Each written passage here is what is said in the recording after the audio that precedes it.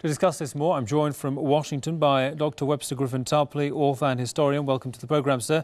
Dr. Tarpley, first of all, what do you understand from this idea to impose a no-fly zone on Syria? I mean, what do you think the intention is behind it? Well, of course, this is what was used to destroy the government of Colonel Gaddafi in Libya and break up the country. We should remember that a no-fly zone means something much more ambitious. It means a prolonged, sustained, protracted campaign of aerial bombardment in the country.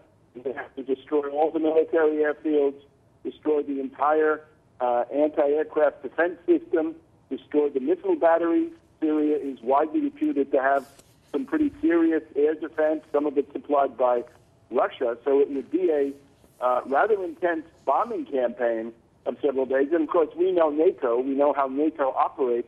Once they had finished destroying the air defense, assuming they succeeded, which they might not, or they might find that the losses were excessive and some countries might even start to drop out, they would then go on to bomb military barracks, armored vehicles, and all the things that we saw about a year ago in Libya. So this is simply a plan for aggression.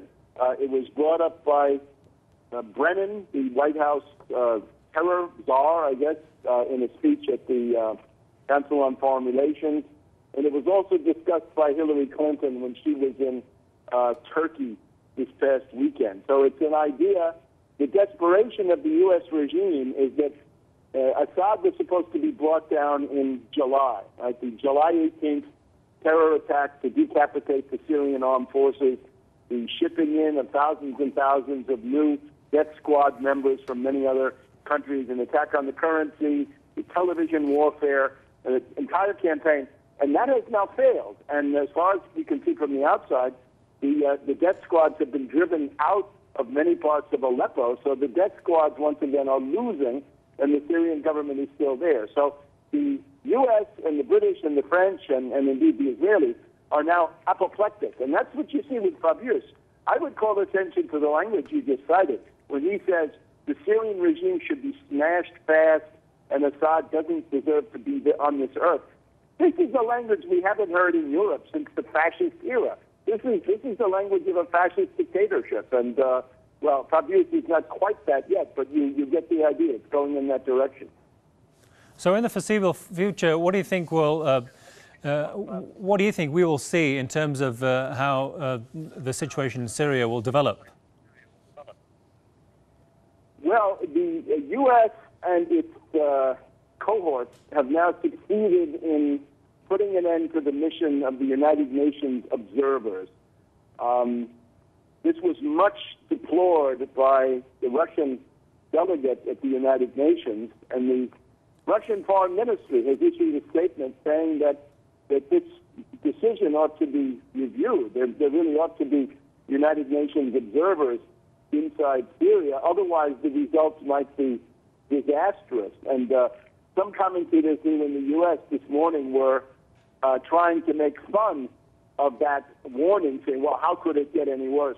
It could get a lot worse. It could turn into a regional war, and that regional war could turn into a world war. So I think the Russians are, of course, correct.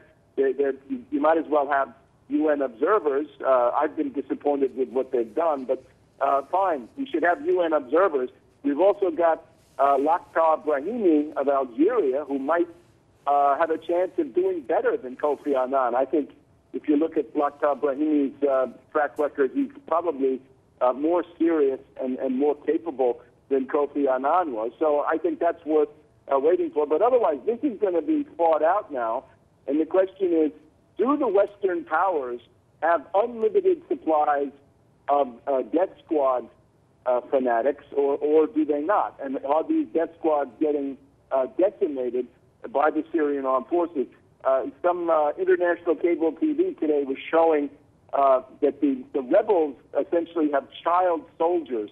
The rebels have pressed child soldiers into military service, which of course is a violation of international law. But that might indicate that they're getting to the bottom of the barrel in terms of manpower. Because, again, there's not an infinite number of people who are willing to go out and risk their lives for this crazy cause.